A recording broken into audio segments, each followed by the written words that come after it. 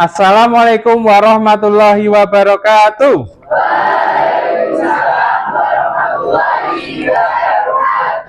Selamat siang anak-anak. Mari kita mulai pembelajaran kali ini dengan berdoa terlebih dahulu. Berdoa mulai. Selesai? Bagaimana kabarnya hari ini? Ya, alhamdulillah. Ada siswa yang tidak berangkat hari ini? Ya. Ada berapa anak? 3. Ya, kita doakan semoga mereka segera sembuh dan bisa beraktivitas kembali mengikuti KBM seperti biasa lagi. Nah, hari ini anak-anak kita akan mempelajari mengenai notasi algoritma, ya. Materi notasi algoritma ini itu ada di semester 1 untuk kelas 9, ya. Nah, capaian tujuan pembelajaran pada materi ini adalah peserta didik mampu menuliskan sekumpulan instruksi penggunaan kosakata terbatas dan simbol dalam format flowchart maupun pseudocode. Jadi kalian nanti akan bisa memahami notasi algoritma, ya, baik itu notasi deskripsi, notasi flowchart, dan notasi pseudocode. Baik, sudah siap pelajaran hari ini? Siap. Iya, mari kita berikan semangat. Semangat!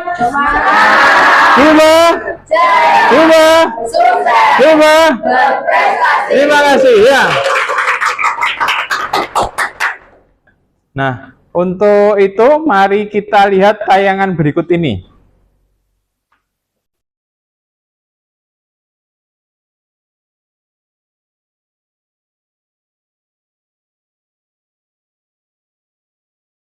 Oke, notasi algoritma, ya.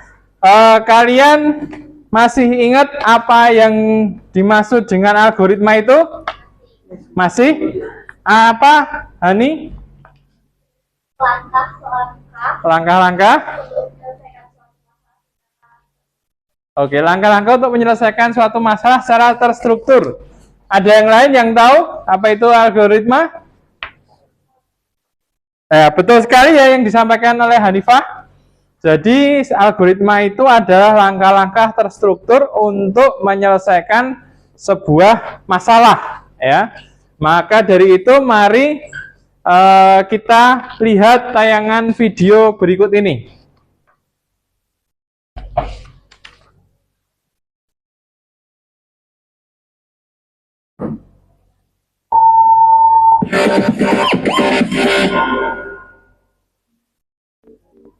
Assalamualaikum warahmatullahi wabarakatuh. Halo siswa hebat, selamat datang kembali di channel Sekap Informatika. Hari ini kita akan belajar materi seputar berpikir komputasional pada topik algoritma dalam berpikir komputasional untuk kelas 9. Sudah siapkah kalian untuk belajar? Mari simak video selengkapnya. Ingatkah kamu dengan topik materi kita hari ini? Yap, betul sekali. Sebelumnya di kelas 7 dan 8 kita telah berkenalan dengan apa yang dimaksud dengan algoritma. Nah, di kelas 9 ini kita akan sekali lagi membahas tentang algoritma, namun dengan bahasan yang berbeda untuk melengkapi pengetahuan kita tentang algoritma di kelas 9. Kita akan belajar tentang bagaimana caranya algoritma dapat direpresentasikan. Sebelumnya, mari kita sejenak mengingat pengertian algoritma. Algoritma adalah serangkaian langkah atau instruksi yang digunakan untuk menyelesaikan suatu masalah atau mencapai tujuan tertentu. Contohnya seperti resep masakan. Selanjutnya, mengapa penting belajar algoritma? Mempelajari algoritma memiliki banyak sekali manfaat. Selain menjadi hal yang fundamental dalam dunia programming, dengan mempelajarinya dapat membuat kita untuk berpikir logis dan juga sistematis. Selain itu, hal ini juga membuat diri kita menjadi lebih teliti dan juga terbiasa ketika menghadapi masalah. Di kelas 8, dalam mempelajari algoritma, kita juga mengenal istilah looping. Algoritma dan looping adalah dua konsep penting dalam ilmu komputer, bagaikan dua sisi mata uang yang tidak terpisahkan. Algoritma bagaikan peta jalan yang menentukan langkah demi langkah, sedangkan looping bagaikan mesin yang menjalankan langkah demi langkah tersebut secara berulang. Bayangkan saat kamu sedang makan, kamu akan terus menyedot makanan yang ada di hadapanmu secara berulang-ulang sampai kamu benar-benar menghabiskan makanan tersebut. Contoh algoritma yang lain juga ada pada aktivitas memasak, di mana dalam membuat suatu masakan, kita akan cenderung mengikuti langkah demi langkah yang telah tertulis pada resep. Suatu algoritma dapat diekspresikan dengan berbagai cara. Berikut adalah penyajian algoritma yang umum digunakan di dunia komputer. Di antaranya adalah deskriptif, kemudian flowchart, dan pseudocode. Deskriptif merupakan cara paling sederhana untuk mengekspresikan suatu algoritma. Algoritma di samping menggambarkan tugas sehari-hari, yaitu membuat secangkir kopi instan. Coba kalian amati. Penulisan algoritma deskriptif, notasinya harus dituliskan dengan cara menulis instruksi-instruksi yang harus dilaksanakan dalam bentuk untayan kalimat deskriptif. Penulisan algoritma tersebut harus ditulis dengan bahasa yang jelas.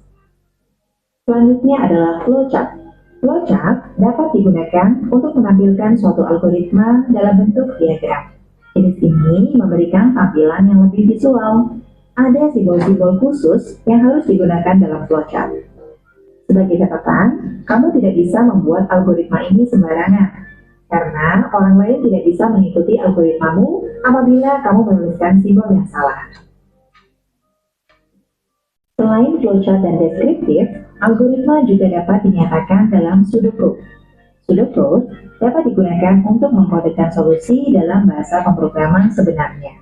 Hal ini memungkinkan programmer untuk berkonsentrasi pada logika dan efisiensi algoritma tanpa harus memikirkan aturan bahasa pemrograman tertentu.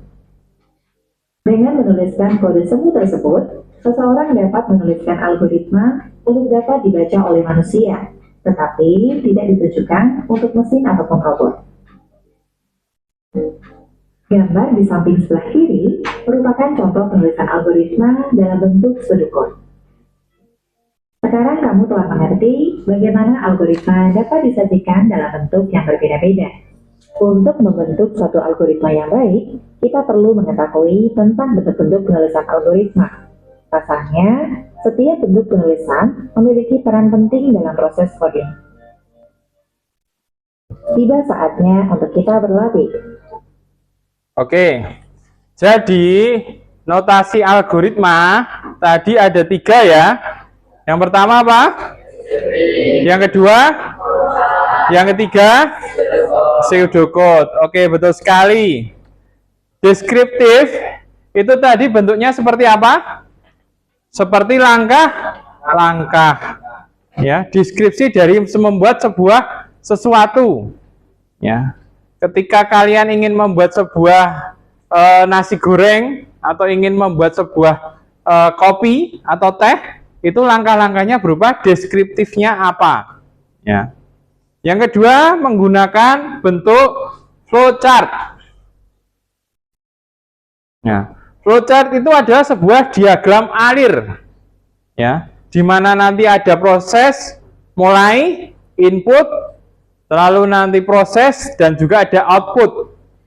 Nah, ini nanti yang akan kita praktekkan menggunakan aplikasi Flowgorithm. Ya, nah flowchart ini kalian tahu ada simbol-simbolnya ya. Nah, ada beberapa simbol. Sekarang kita coba tes. Kalau simbol processing itu bentuknya seperti apa? Persegi panjang, betul sekali. Kalau input,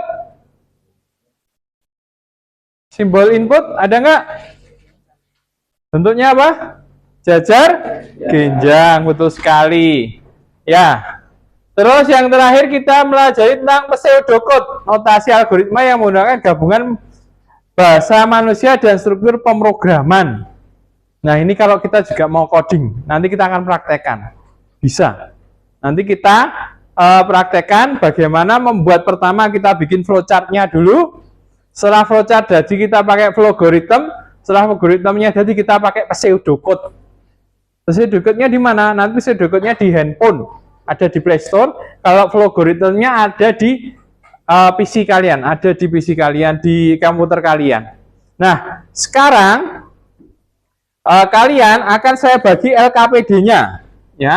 Akan saya bagi LKPD-nya per kelompok. Kelompoknya nanti 4 anak ya, depan belakang saja, menyesuaikan. Kalau ada nanti yang gabung saja ya Mas, gabung ke sampingnya bisa. Nah, ini LKPD-nya, silahkan 1, terus 2, diisi data diri kelompoknya ya, 3, 4, yang situ 5 dengan ini ya, gabung sini dulu ya.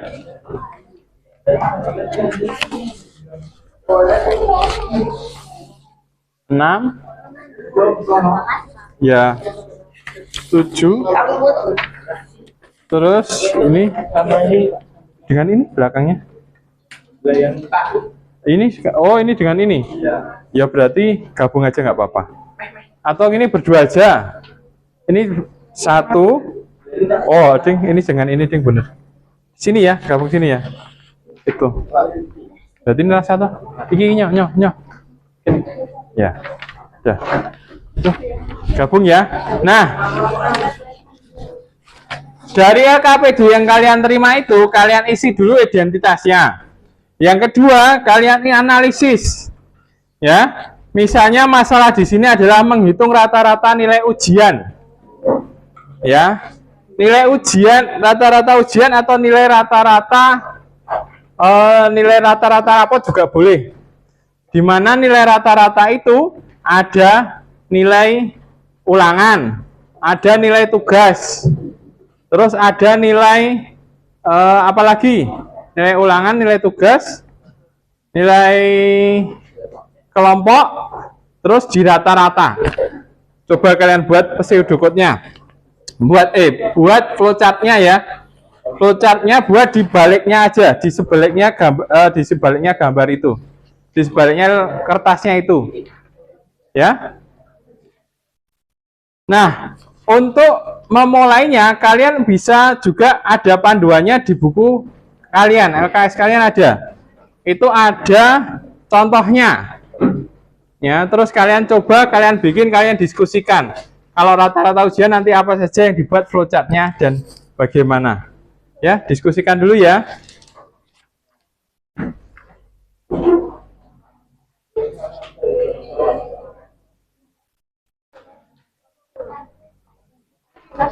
Dikasih nama kamu aja, nama enggak usah, nama kelompoknya enggak usah, nanti aja.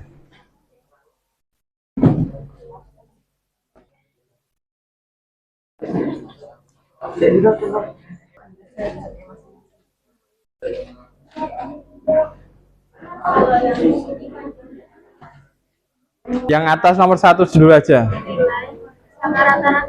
Iya. Ya. Nanti kan itu kamu buat dulu gambarnya flowchart, terus dimasukkan ke komputer nanti. Itu ya. Terminator.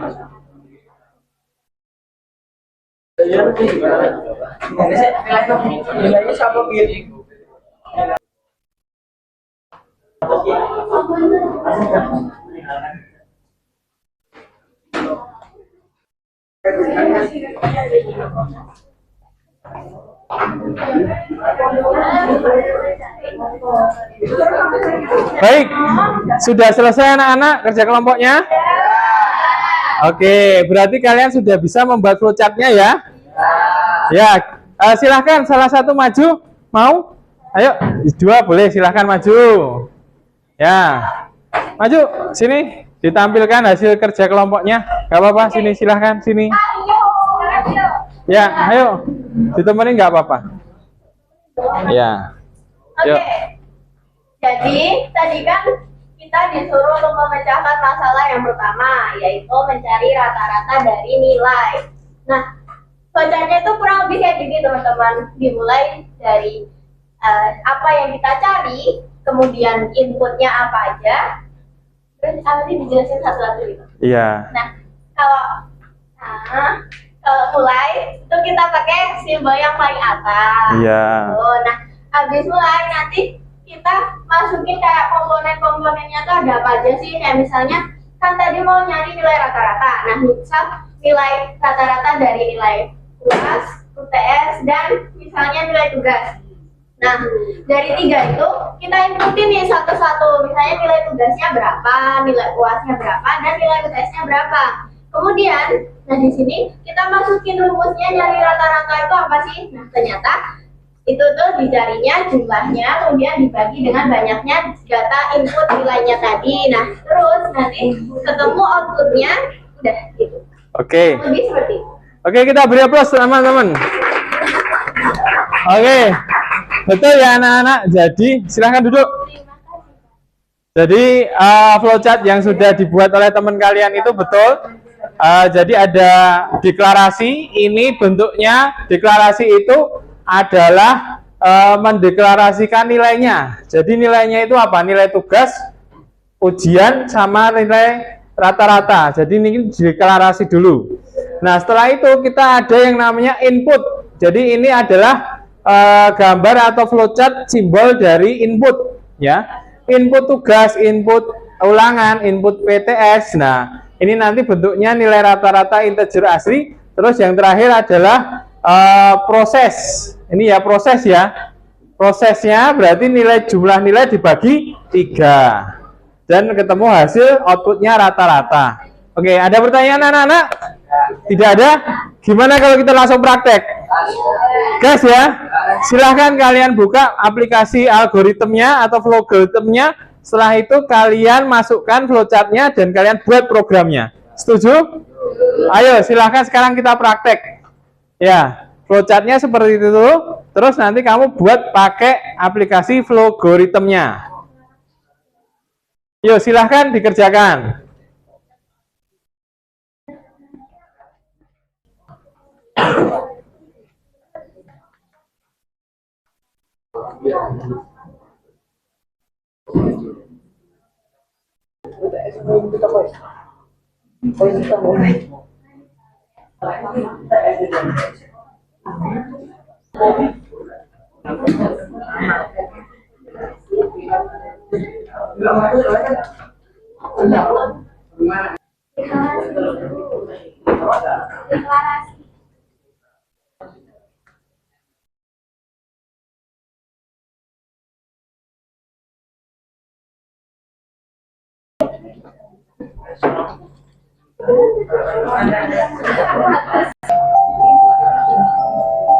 Coba cek dulu.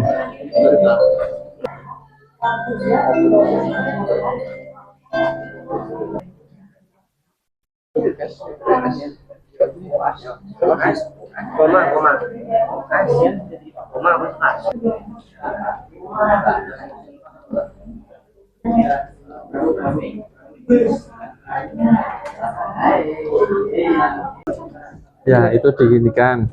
Terus nggak usah pakai spasi. Spasinya dihilangkan. Ya, ini spasinya dihilangkan. Ya, lihat? Oke.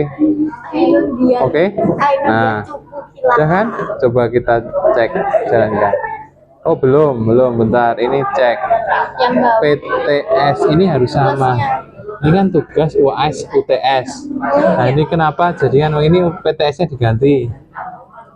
Nah, klik 2 kali jadi OAS. Nah, oke. Terus yang bawah UTS. Oke.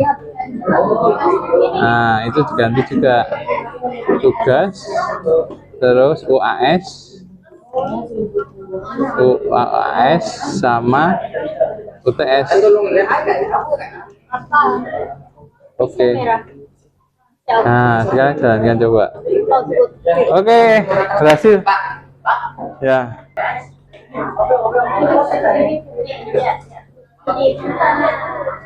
Coba. Terus lagi. Oke. Jawabannya benar nggak? Benar? Sip. Ya. Ya.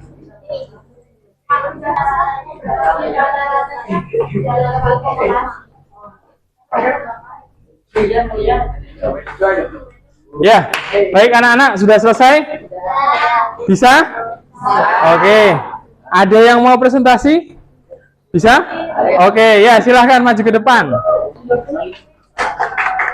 Kita beri aplaus.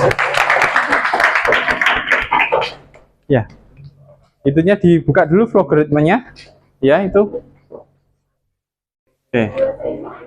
Langkah-langkah yang kamu buat tadi. Ya. Jadi, dalam menggunakan flow algoritma ini, kita awalnya itu akan mau menghitung apa dulu nih? Penjumlahan atau rata-rata. Lalu kita cantumkan itu di declare. Sebelah sini, itu nanti ada apa saja. Kalau di sini, dari tugas PTS, PAS, yang lalu akan dirata-rata. Lalu, selanjutnya adalah input dari apa saja yang akan dirata-rata tersebut. Ada tugas, PTS, PAS. Nah, selanjutnya adalah mungkin variabelnya ya, rata-ratanya. Ini rumusnya apa? Tugas ditambah PTS ditambah PAS yang lalu dibagi 3 untuk rata-rata. Lalu selanjutnya ada output yaitu dari hasil penghitungan tersebut. Lalu yang akan totalkan dan itu akan keluar hasilnya. Oke. Silahkan coba dijalankan programnya.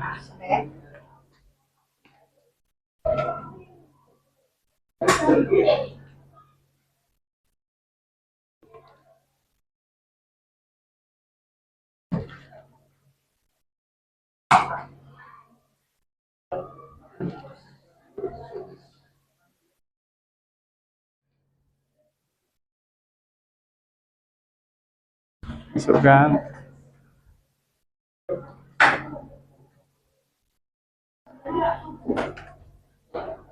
Oke. Kita beri plus anak-anak. Ya. Oke, closing. Kurang lebihnya begitu dalam menjalankan flow algoritma ini. Kurang lebih maaf. Assalamualaikum warahmatullahi wabarakatuh. Iya, Waalaikumsalam warahmatullahi wabarakatuh. Tutup. Baik anak-anak, betul sekali, terima kasih. Hari ini kalian sudah belajar banyak. Salah satunya notasi algoritma. Kita tadi membuat deskripsinya, terus kita membuat flowchart-nya, terus kita membuat programnya pakai flowgorithm. Terus setelah itu juga besok kita akan membuat pseudocode-nya. Setuju? Setuju. Oke. Hari ini saya cukupkan sekian. Mari kita tutup pembelajaran hari ini dengan berdoa. Berdoa, mulai. Selesai. Terima kasih. Assalamualaikum warahmatullahi wabarakatuh. Kita aplaus untuk semuanya. Ya.